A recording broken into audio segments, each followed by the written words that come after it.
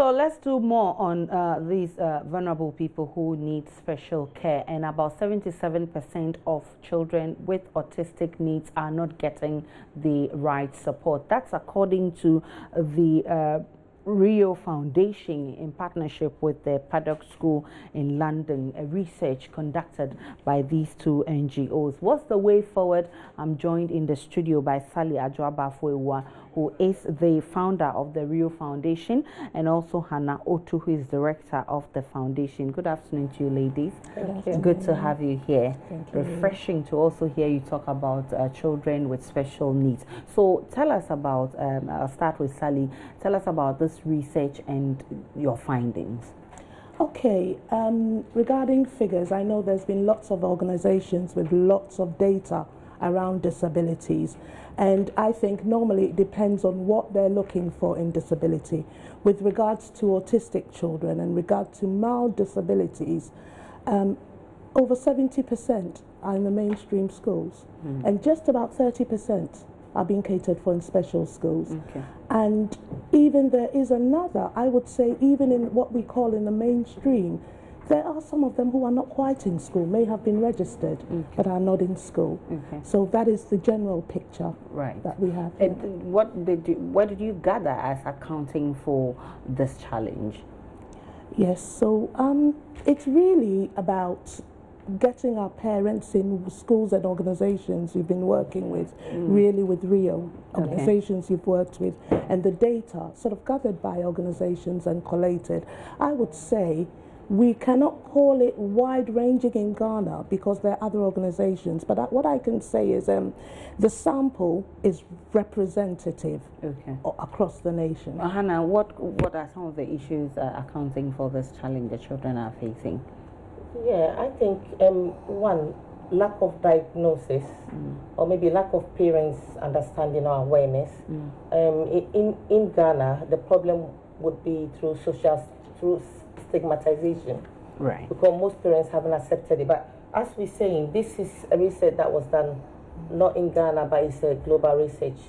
See that most kids with mild learning difficulties are in the mainstream schools. See, so most people thought the mainstream schools had everybody was okay, but actually there are children with dyslexia, dyscalculia, mild autism, Asperger's.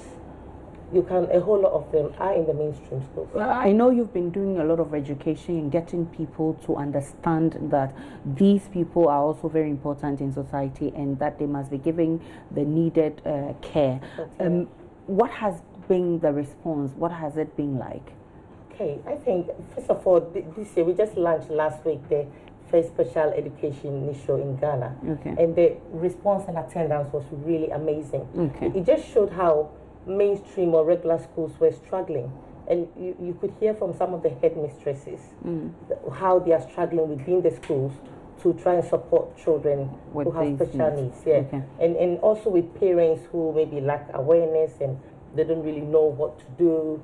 So the response from the show was really amazing, I think. Sally, I know that elsewhere they don't put them in the mainstream schools.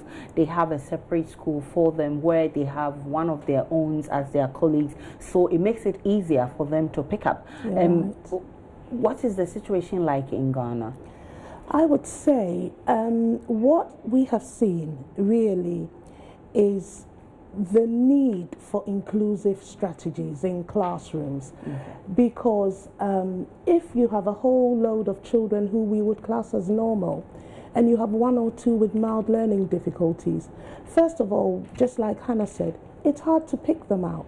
Because sometimes the teacher may not even understand it's a learning difficulty. We all know that we may know one or two people who have been to school or who would say as adults that I was never good in school because I could never grasp what they taught me. They may have had a learning difficulty, but the teacher didn't know pick up. So it's really about how inclusive our classrooms are. As you said, it's easier elsewhere in other parts of the world. The teachers are being trained to deal with children with special needs, and there's the general education and awareness. Here, I think a lot of work would have to be done in educating our teachers. First of all, I think it should start from the teacher training institutions, learning about what special learning difficulties are. So that's another important issue. Inclusiveness, I would say, having units, like I know we have for the obvious disabilities, we have schools for them, but why not have some of these special units attached to the mainstream schools so that they get their specialist support, but at the same time they can integrate and they can mingle with our mainstream children. Okay, so Rio seeks to set the pace in getting some of these structures put in place to ensure. I mean, what have you done so far? Have you done any collaboration? Have you met government or probably the Ministry of Gender to ensure that we could do something or start somewhere? Yeah, I think at the special education show, we did invite the Ministry of Education, and the minister delegated some of his team to come down. So they are helping, and then we had a team from the Ministry of Health, because when you have special needs, you need education and health to collaborate. So they both are keen to try and see how we can put the framework down to be able to develop our kids in schools. Okay, so the response is good. The response is good. I've seen you display some of these things on the desk. What are these things for? Okay. I think first of all, these are sound timers. Okay. You could see that you've got 2 minutes and you've got five minutes. Right. So you have some kids that mostly we say they may have ADHD, attention deficit hyperactivity disorder. They cannot sit for a long time. So you could give them that, okay, if it's an activity they don't like, maybe like handwriting, you could give them two minutes. And when you turn it that way, the sun starts going down. So 2 minutes, they know that it's only 2 minutes. I have to do my handwriting. And you could see a pencil grip here that helps some of the kids. So that's the good thing. They'll see the 2 minutes and the time is up. Okay.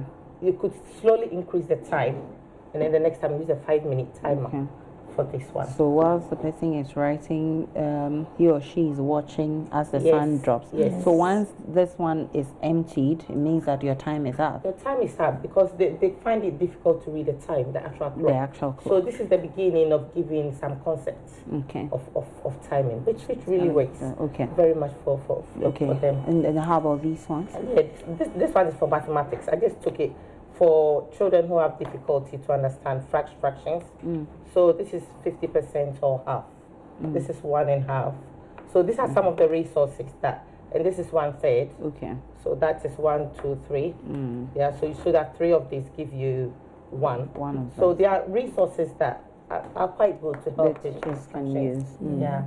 What I could say about some of the resources is some of our children with learning difficulties need input that is more than visual and auditory. Right.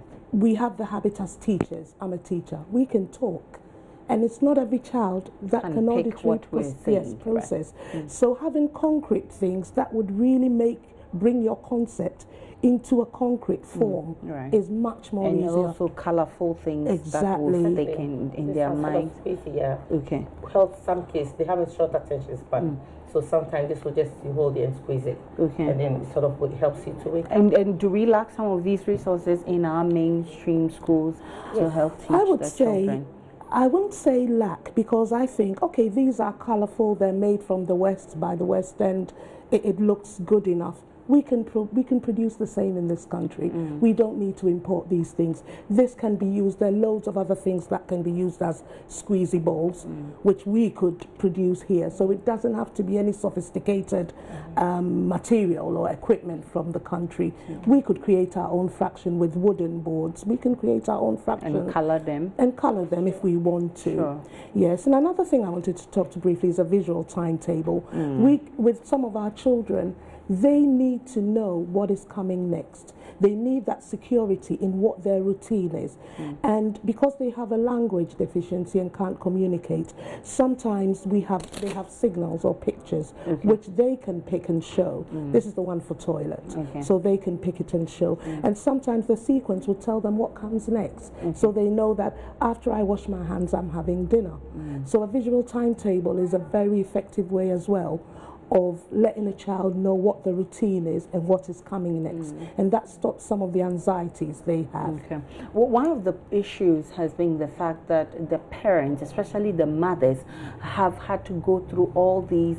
Number one, they don't have the training to take care of these people, yet it's their children, they cannot abandon them. And then secondly, mostly the fathers leave the children for the mothers and they have to struggle with their children all alone.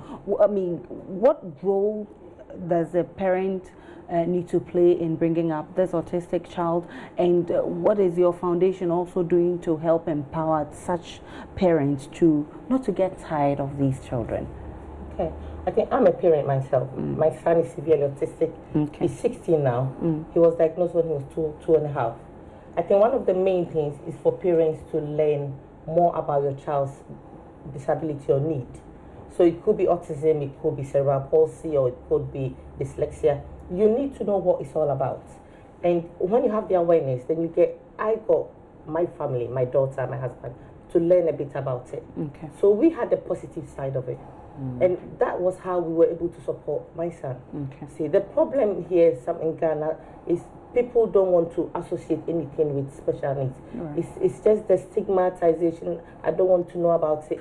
That is not going to help, because our special needs children, most of them have very good talents. Yeah. You see, although they have needs somewhere, so they need us as a family. Okay. You understand? Nobody would be the best person to love you than your family. Definitely. So we should be proud about their special. You understand? If you come to our school, you see we've got loads of sensory corners and all that helps them. Okay. And they develop. So that is a key. Training for parents and having positivity and working together. The other conversation will be where these people will fit after, say, being educated to a certain level, tertiary education, and if they have to also start working or something. Do we have those facilities? But let's tackle stigma first. It's been a huge challenge in this whole fight. Yes. I would always say that we have a lot of work to do in demystifying disability. Stigma, negative attitudes is the biggest barrier to our disabled people in this country. And even people with mild difficulties, we call them very derogatory names in every language, which is really disturbing. And one of the things, as you were saying, that the show, what it did was bring parents for answers. There's much more we need to do, and I know gladly there are loads of other organizations, and well done to them, who are all working towards supporting disabled people in Ghana. Okay.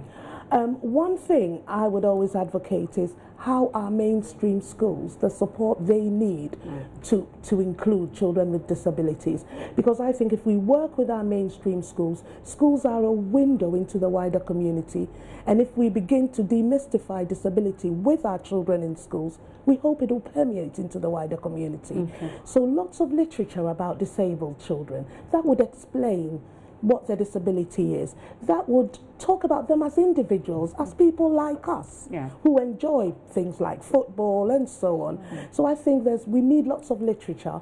Ghanaian writers, I think that could be a challenge, where they begin to produce literature about children with disabilities, but also very simple inclusive practices. If there's a child who's struggling to read because of dyslexia, yes, a teacher would take it on, but it's something where we should engage all the class in supporting a child. So that culture of support in a class and of acceptance is very important. Why not sit the child between two children who are able, who can support the child as well? If it's about reading, probably larger print would do. And sometimes even I have known of a class that had a physically disabled person. Because of that class was moved downstairs so that that child could have access. So there are little things that would not cost so much money, but we could do in class to support some of our disabled children. Well, it's a bigger challenge, and like I said earlier, where is the future for these young ones? We're trying to get them to also learn, I mean, the normal things we learn in school, to pick up one or two things and to get there. Once they get there, what's next for these children? Do we have the facilities to contain them? I mean, what's the plan? Well, I think it is a whole community, whole governmental issue. It's not a strategy that has to be drawn. I mean, everyone has a talent for what they can produce. Our kids, and I know some of these kids are very talented. Exactly. I mean, Bill Gates, who brought computers in the world, is autistic. Definitely. Richard Branson has dyslexia. So we would have to try and get them to develop within their means, and then if even they are not able to work within certain environments, they can create their own little businesses. Okay. You understand? Once they have very good talent somewhere, they are way over and above the average person. So the main thing is to help them within schools to develop to their maximum potential. Okay. And then develop their talents. Right. And then you get the best out of them to do They something. don't necessarily have to do white-collar jobs, but they can also learn vocations, trade, and, be producing things. Pack stuff in a definitely. Shelves. Sure. I think it's something we can do. But this research that you embarked on, what were some of the recommendations in the research you brought up? Well, I think one of the main things was to draw the attention that mainstream schools need the attention, because most kids have been thrown out of mainstream schools. They have been excluded because they were not having the support they need with their needs, or they were not diagnosed and all that. So we need to pay attention to mainstream schools to see that some kids are mild there. We need to help them. If not, as they grow older, it gets harder. Okay. And I think Sally is also running an organization called Bridge for Education, which mainly helps train teachers. Okay. So the class teachers will detect if there's any kids in the class who might be struggling or something. Okay. They should be able to be trained to be able to detect and support. Okay, so very interesting. Yeah. We know there's a show coming up. There's a Send Show Ghana 2018. Tell us about it. It's happened. It's happened already. Yes. So what was the outcome? I mean, how was the response like? The outcomes, it was heartwarming to see the attendance, especially with parents of children with special needs. We just thought it was a place where the children who came who had learning difficulties and disabilities felt safe and felt it was a very non-threatening environment for them. Loads and loads of speakers who spoke about the disabilities and explanations of what could have happened. So it went to an extent to a little extent to demystifying disability, because people went away with a good explanation of what happens in certain main disabilities, dyslexia, dyscalculia, Asperger's, autism. So there was a lot of education there, and we had a lot of teachers from mainstream who also came because they had children with mild difficulties in their class, and they were looking for answers. And so I in particular had lots of opportunities to engage one-on-one with teachers, giving them a range of strategies they could use in class. And some of them didn't even need sophisticated equipment, but using what we have around us, and even our attitudes and the skills we have in questioning, in supporting, and in tweaking some of our curriculum to make it accessible to them. So that's a lot of what happened there. And there were loads of material on display, and loads of advice and support with sensory equipment as well, isn't it? So Hannah, what are you looking forward to after such a successful show? Well, more shows to come where we pull skilled and then professional people from outside the world to come.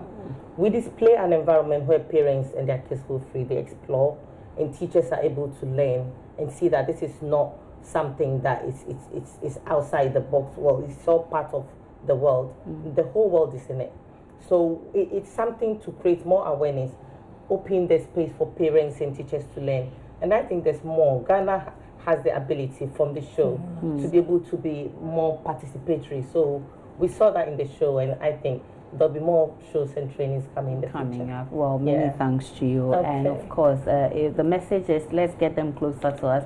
They're part of us. Let's bring them closer to us, and embrace them and help also develop them, because it's part of the world. It's a bigger world we live in. And Sally Ajua Bafo Ewa is the founder of Rio Foundation, and Hannah Otu, director of the foundation. Thanks so much for coming. Very heartwarming discussion.